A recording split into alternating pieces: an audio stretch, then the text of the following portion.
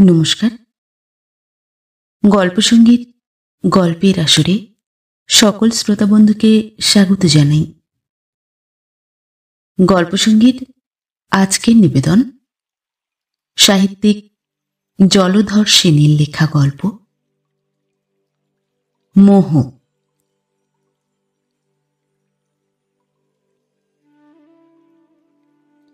পিসিমা, আমি তোমার কাছে আর শোবো না। কেন বাবা, কি হয়েছে? আমার অপরাধ? তুমি মাথা ন্যাড়া করলে কেন? গয়না খুলে ফেললে কেন? ঝির মতো কাপড় পরলে কেন? তোমার কাছে আমি শোবো না। 4 বৎসরের ছেলে পটলার অভিমান হইয়াছে। সে তো জন্মাবধি আমার এ বেশ দেখে নাই। কিন্তু সে যদি বুঝিত, পৃথিবীর লোকে যদি বুঝিত, কত দুঃখে কত কষ্টে কি আত্মগ্লানিতে দগ্ধ হয়ে আমি আজ এসব ছেড়েছি।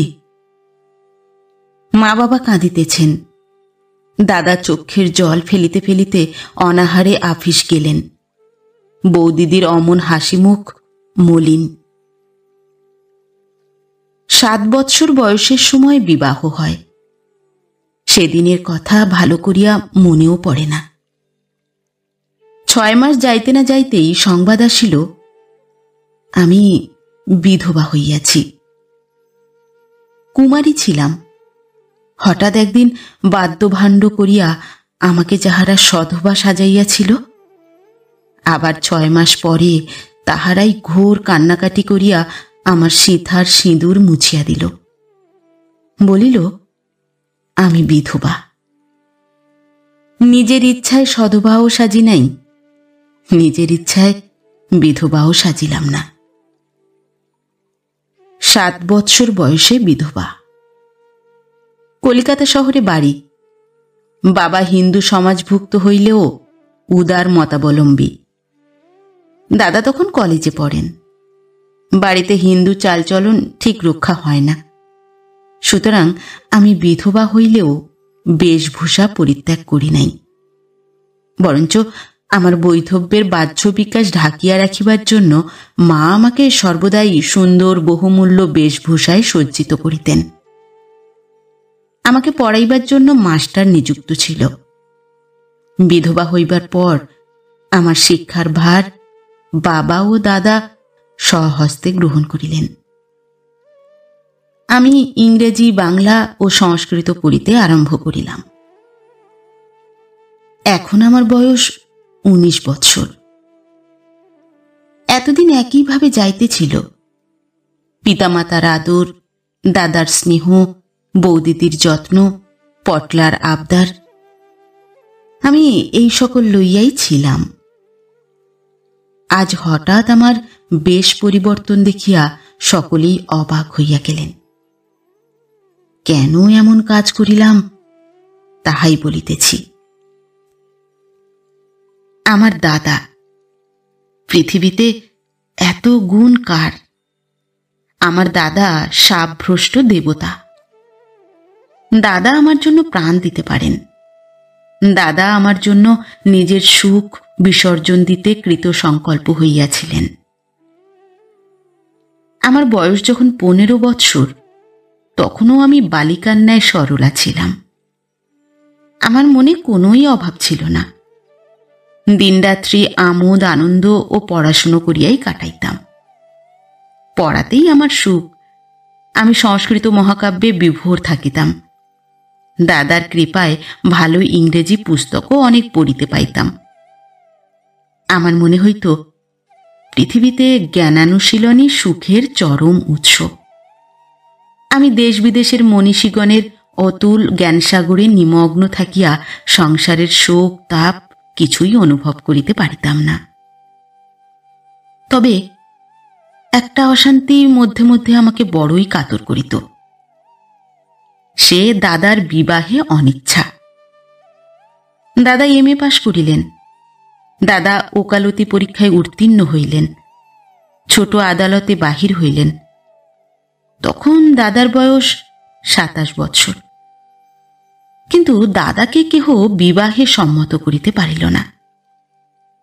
কেহ বিবাহের প্রস্তাব করিলেই দাদা বলিতেন, এতদিন তো বাপের পয়সাই ব্যয় করিতেছি, নিজে 10 টাকা আনিতে শিখি, তখন বিবাহ করিবার কথা ভাবিয়া দেখা যাইবে।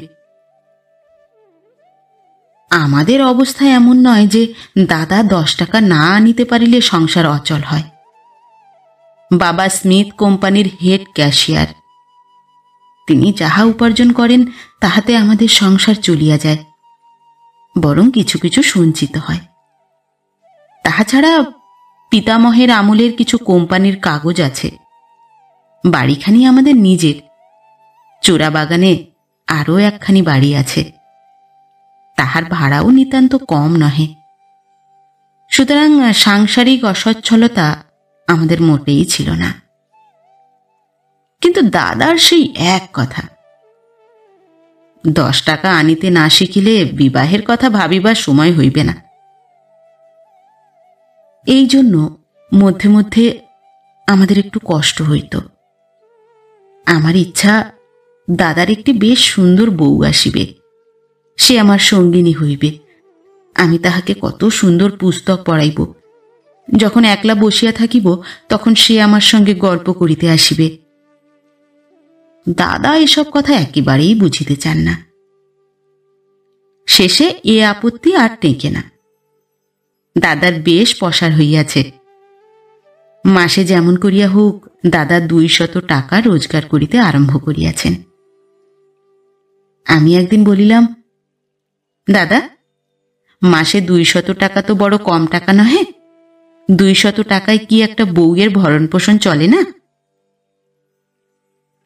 দাদা আমার কথার কোনো উত্তর করিলেন না। তাহার মুখ যেন মলিন হইয়া গেল। আমি কিছুই বুঝিতে না পারিয়া বিষণ্ণভাবে সেখান হইতে উঠিয়া কার্যান্তরে চলিয়া গেলাম। সন্ধ্যার সময়ে ছাদে বেড়ানো আমার কেমন একটা অভ্যাস। আমি প্রতিদিন সন্ধ্যার পূর্বে ছাদে উঠি।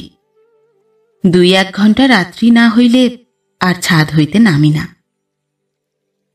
নীল আকাশ দূর বিস্তৃত, আকাশের কোলে একখণ্ড শুভ্র মেঘ, মেঘের আশেপাশে পথহারা 2-1টা পাখি, এই সকলে মিলিয়া আমার স্বপ্নরাজ্য প্রস্তুত করিয়া দিত।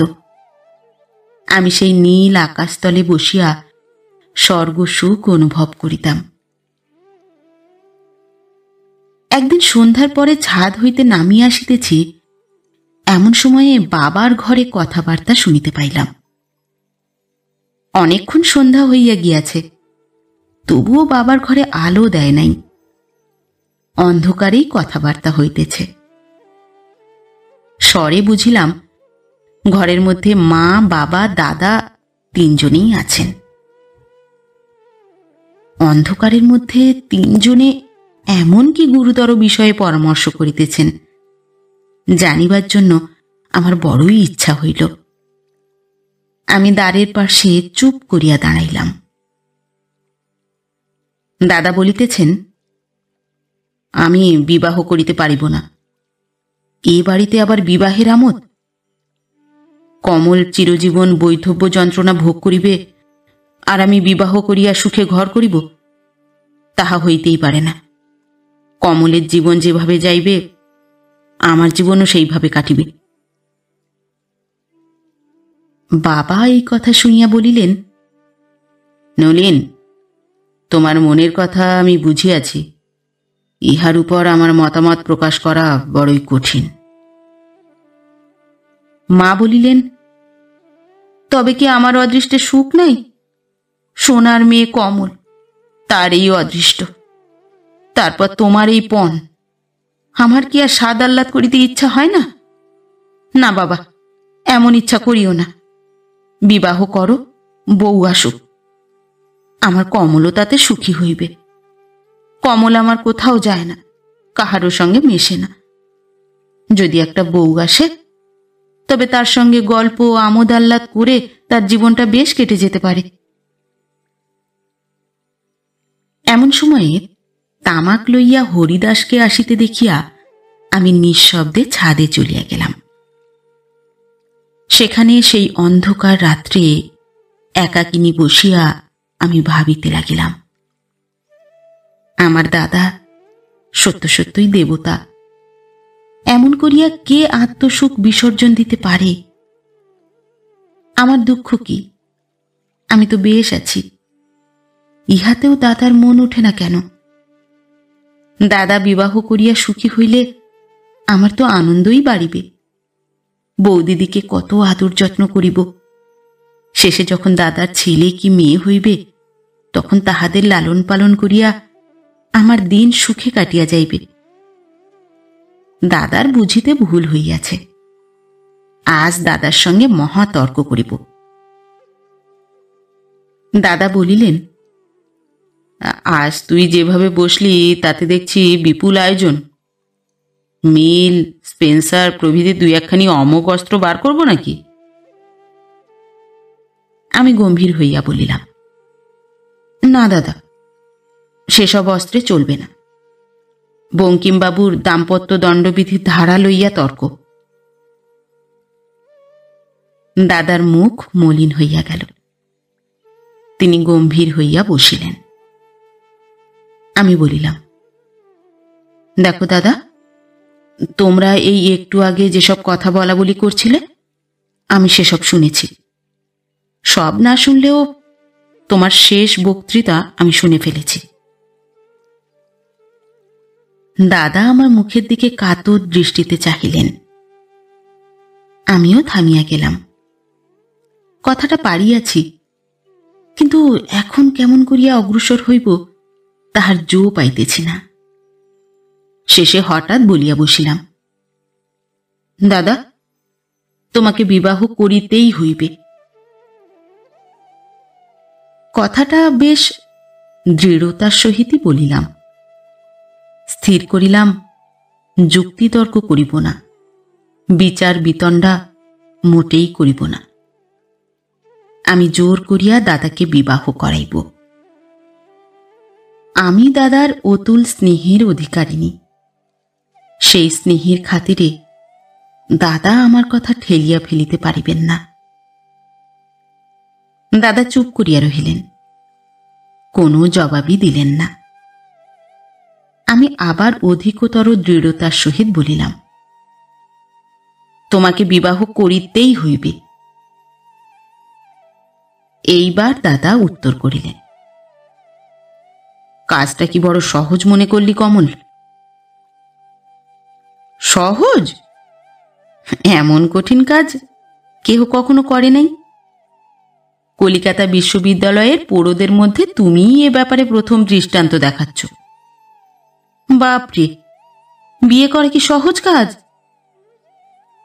কমল, তুমি কথাগুলি মোটেই তলিয়ে বুঝলে না। তা আমার না হয় বুঝিবার শক্তি নাই, অবুঝ ছোট বোনের অনুরোধ। না দাদা, তোমার পায়ে পড়ি, তোমাকে বিবাহ করিতেই হইবে।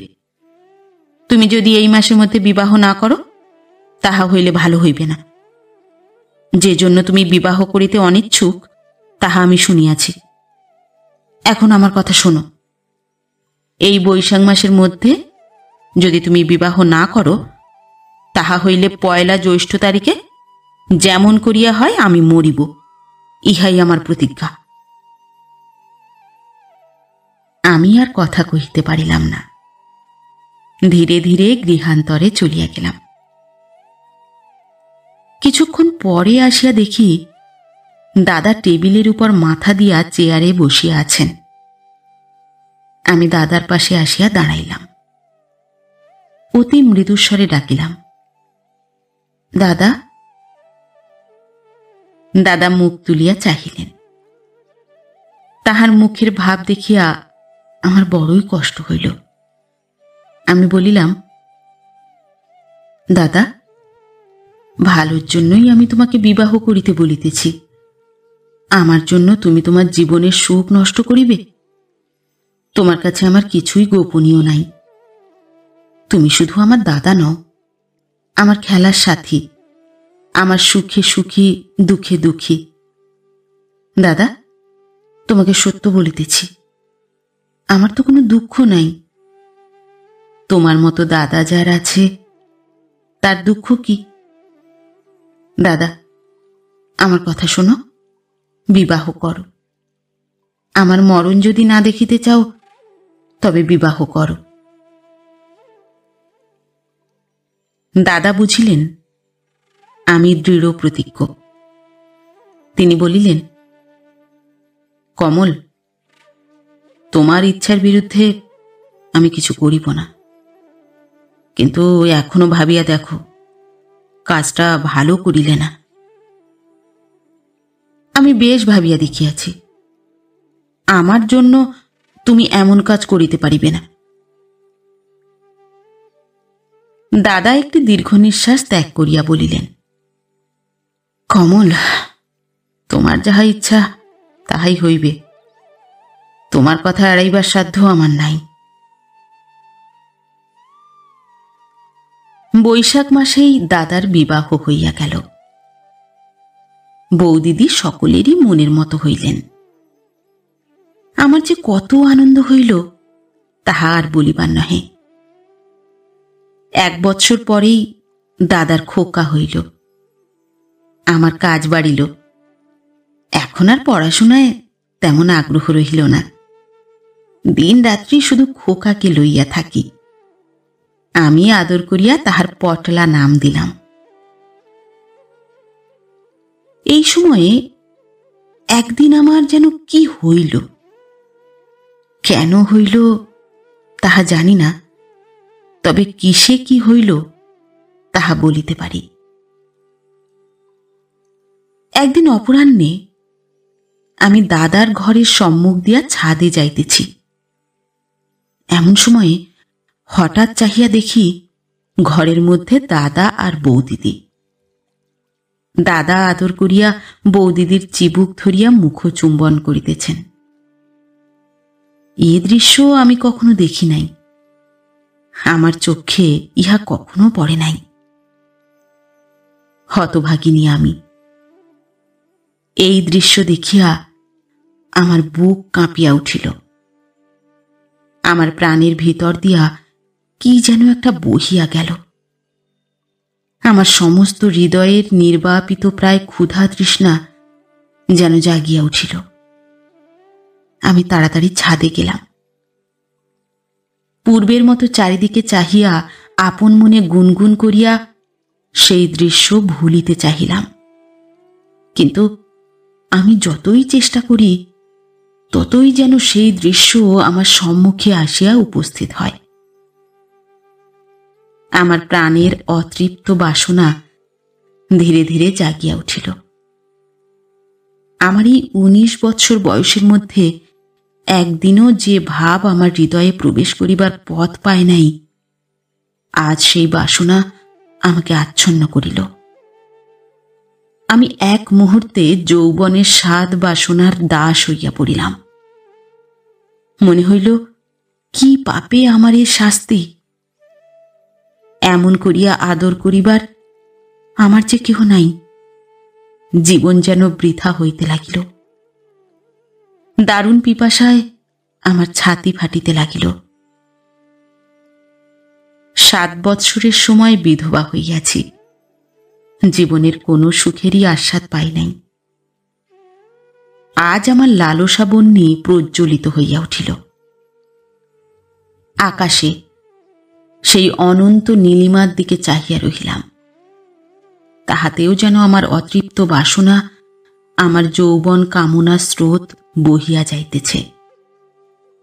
সন্ধ্যা পবন হিল্লোল যেন কোথা হইতে যৌবনের অতৃপ্তি আনিয়া আমার গায়ে ঢালিয়া দিতে লাগিল।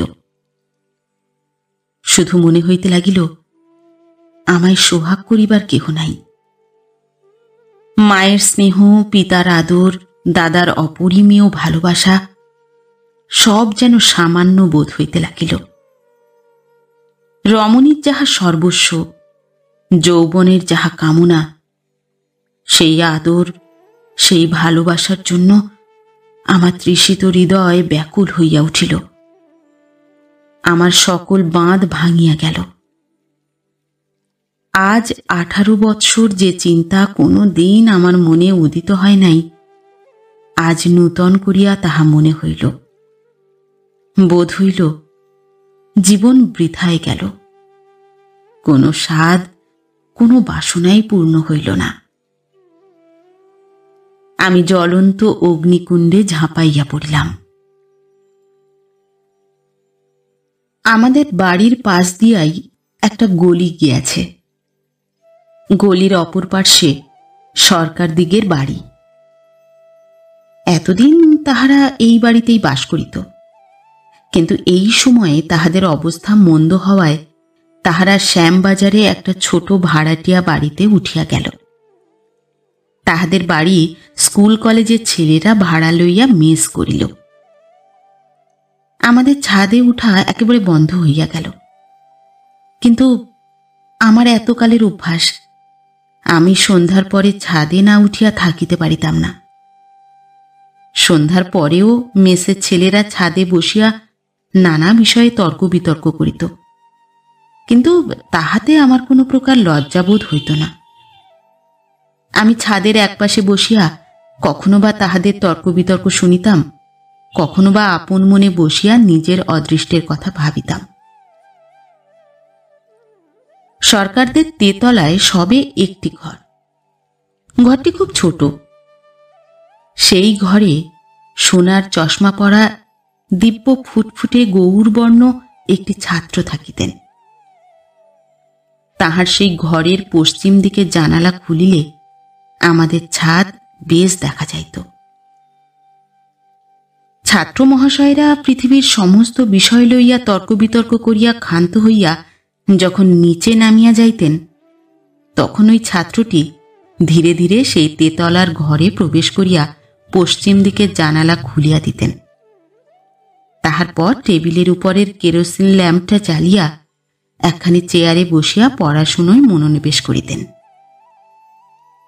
পড়িতে পড়িতে যখন ক্লান্তি বোধ হইত, তখন কখনো বা বই হাতে ছাদে আসিয়া পায়চারি করিতেন, কখনো বা পশ্চিম দিকে সেই জানালার গড়াত ধরিয়া দাঁড়াইয়া থাকিতেন। জ্যোৎস্না রাত্রে আমি খুব কমই ছাদে বসিয়া থাকিতাম, কিন্তু অন্ধকার রাত্রে আমি ছাদে বসিয়া সেই ছাত্রটির সুন্দর মুখখানি দেখিতাম। তিনি যখন পাঠে নিবিষ্ট চিত্ত হইতেন, আমি তখন হাঁ করিয়া তাহার মুখের দিকে চাহিয়া বসিয়া থাকিতাম। কেমন শিষ্ট, শান্ত, কেমন নম্র প্রকৃতি। ছাদে যখন ছাত্রগণের পার্লিয়ামেন্ট বসিত এবং তাহাতে বার্সায়ের মূল্য হইতে আরম্ভ করিয়া theatre, Congress, British parliament, Tennyson, Shakespeare, Rabindranath, সাহিত্য ভারতী প্রভৃতি হরেক রকমের আলোচনা হইত, তখন ওই তেতলার ছাত্রটি কিন্তু তাহাতে যোগ দিতেন না। আমি দেখিতাম তিনি এক পার্শ্বে বসিয়া নিবিষ্ট চিত্তে কি চিন্তা করিতেন। তাহার ওই ভাবটি আমার বড়ই ভালো লাগিত। আমার মনে হইত এই ছাত্রটি ঠিক আমারই মতো মানুষ। আমি যেমন এখন দিন রাত্রি বসিয়া ভাবি, ইহারও তাহাই। কিন্তু তিনি কি ভাবেন কে জানে। এমন করিয়া কতদিন যাইবে। শেষে তেতলার ছাত্রটি আমাকে দেখিয়া ফেলিলেন। একদিন হঠাৎ আমাদের চারি চক্ষুর মিলন হইল। তিনি অমনি মুখ নত করিয়া ঘরের মধ্যে চলিয়া গেলেন। আমি ছাদেই বসিয়া রহিলাম। আমার হৃদয়ের মধ্যে কি যেন একটা বহিয়া গেল। ইহার পর হইতে যখন ছাদে অন্য ছাত্রেরা থাকিত, তখন আমি মোটেই উপরে যাইতাম না। সকলে চলিয়া গেলে আমি চোরের মতো ছাদে যাইয়া বসিতাম। কিন্তু রাত্রির অন্ধকারে তিনি আমাকে ভালো করিয়া দেখিতে পাইতেন না। আমি তাকে বেশ দেখিতে পাইতাম। শেষে আমি যেন অধীরা হইয়া উঠিলাম। দিনের বেলায় দ্বিপ্রহরে পথের দিকে চাহিয়া থাকিতাম, কখন তিনি কলেজ হইতে ফিরিবেন। যখন দেখিতাম তিনি সেই রৌদ্রতপ্ত রাজপথ বহিয়া মেসে আসিতেছেন, তখন আমার আর আনন্দের সীমা থাকিত না। আমি চুপি চুপি সেই দ্বিপ্রহর রৌদ্রে ছাদে উঠিতাম এবং তাহাকে দেখিতাম। প্রথম প্রথম তিনি যেন কেমন অপ্রতিভ ও মলিন হইয়া যাইতেন। তাহার পর ক্রমে তাহার সে সংকোচ চলিয়া গেল। আমাদের মধ্যে কথাবার্তা চলিতে লাগিল, অতি গোপনে, অতি সাবধানে। এমন করিয়া আর কতদিন চলে। শেষে দুইজনে ছাদে বসিয়া পরামর্শ আঁটিলাম, পলায়ন করিব। আমার তখন মনে হইত, এমন করিয়া স্বর্গের দ্বারে তৃষিত অবস্থায় বসিয়া থাকি কেন? একটু সাহস করিলেই তো নরেন্দ্রনাথ চিরজীবনের মতো আমার হইয়া যায়, আমার সব বাসনা পূর্ণ হয়। পলায়ন স্থির হইল। আমি কিছুই লইয়া যাইব না, টাকা কড়ি গহনাপত্র কিছুই লইব না। দরকার কি? যে স্বর্গসুখের অধীশ্বরী হইব, তাহার নিকট টাকা কড়ি কি ছাড়? গতকল্য রাত্রি ৯টার সময়ে একখানি সেকেন্ড ক্লাস গাড়ি আসিয়া আমাদের গলির মোড়ে দাঁড়াইল। আমি অন্যের অজ্ঞাতসারে খিড়কির দ্বার দিয়া বাহির হইয়া গাড়িতে উঠিলাম। গাড়ির মধ্যে নরেন্দ্রনাথ। আমি নরেন্দ্রনাথের পার্শ্বে উপবিষ্ট হইলাম। নরেন্দ্রনাথ গাড়ির দ্বার বন্ধ করিয়া দিল এবং গাড়োয়ানকে হাবড়া স্টেশনে যাইতে হুকুম দিল। তাহার পর সে পাপ কথা বলিতে প্রাণ বাহির হইয়া যাইতেছে। তাহার পর নরেন্দ্রনাথ আমার মুখ চুম্বন করিল। সেই মুহূর্তে আমার সর্বশরীর শিহরিয়া উঠিল। আমার হৃদয়ের মধ্যে যেন অগ্নি জ্বলিয়া উঠিল। আমার শরীরের প্রত্যেক শিরায় যেন বিষের স্রোত প্রবাহিত হইতে লাগিল। আমার মাথায় যেন বজ্র ভাঙিয়া পড়িল। আমি সজোরে তাহার মুখ সরাইয়া দিলাম। হৃদয়ের সমস্ত শক্তি একীভূত করিয়া চিৎকার করিয়া উঠিলাম। গাড়োয়ান ভীত হইয়া হঠাৎ গাড়ি থামাইয়া ফেলিল। আমি মুহূর্তের মধ্যে গাড়ির দ্বার খুলিয়া লাফাইয়া পড়িলাম। একেবারে রাস্তার উপরে পড়িয়া গেলাম। কি করো, কি করো বলিয়া নরেন্দ্র, সেই পিশাচ, গাড়ি হইতে নামিতে গেল। আমি এক ধাক্কায় তাহাকে পথের উপর ফেলিয়া দিয়া যে দিক হইতে গাড়ি আসিয়াছিল সেই দিকে ছুটিতে লাগিলাম। পথে তখন লোক ছিল না। একটু যাইতেই পথ চিনিলাম। আমাদের বাড়ি হইতে বেশি দূরে যাই নাই। সম্মুখে দেখি কে যেন আসিতেছে। তখন মাথায় ঘোমটা টানিয়া দিয়া জড়সড় ভাবে পথের এক পার্শ্বে দাঁড়াইলাম। লোকটি আমার দিকে তীব্র দৃষ্টিপাত করিয়া চলিয়া গেল। আমি আবার চলিতে লাগিলাম। একটু গিয়াই আমাদের গলির মোড় পাইলাম। তখন এক দৌড়ে আমাদের খিড়কিতে প্রবেশ করিয়া দরজা রুদ্ধ করিয়া দিলাম। কেহই কিছু জানিতে পারিল না। সমস্ত রাত্রি যে আমার কি যন্ত্রণায় কাটিল তাহা বলিতে পারি না। আমার মনে হইল কে যেন আমার ওষ্ঠে অগ্নি সংযোগ করিয়াছে। আমার মুখ যে পুড়িয়া গেল। হায়, ইহারই নাম সুখ, ইহারই নাম প্রেম। কে জ্বলন্ত অগ্নিশিখা আমার ওষ্ঠে মাখাইয়া দিল। একবার মনে হইল এ জীবন শেষ করি, কিন্তু পারিলাম না। কেন পারিলাম না? তাহা হইলে এ পাপের প্রায়শ্চিত্ত হইল কই? যতদিন বাঁচিব ততদিন আমার এমনই করিয়া সমস্ত মুখ অদৃশ্য অগ্নিতে পুড়িতে থাকিবে। চিরজীবন আমি অন্যের অগোচরে ধিকি ধিকি করিয়া তুষানলে দগ্ধ হইব। তবে তো আমার প্রায়শ্চিত্ত। আমি সেই প্রায়শ্চিত্ত গ্রহণ করিলাম। মরা হইল না। আর আমার এই রূপ, ইহাই আমার কাল। কাল রাত্রে আমি প্রতিজ্ঞা করিয়াছিলাম বিলাস ত্যাগ করিব, রূপের বাসায় আগুন লাগাইয়া দিব। তাই আজ প্রাতেই আমার সেই নরকের সঙ্গী কেশপাশ কাটিয়া ফেলিয়াছি, অলঙ্কার খুলিয়া ফেলিয়াছি, সাদা কাপড় পরিয়াছি। 6 মাস অন্ন গ্রহণ করিব না, সামান্য ফলমূল খাইয়া জীবন ধারণ করিব। মা বাবা কাঁদিতেছেন, দাদা কাঁদিতেছেন, বৌদিদি বিষণ্ণ।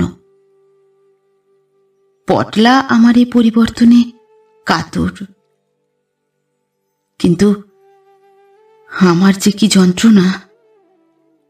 সমস্ত মুখটা পুড়িয়া যাইতেছে। হা ভগবান!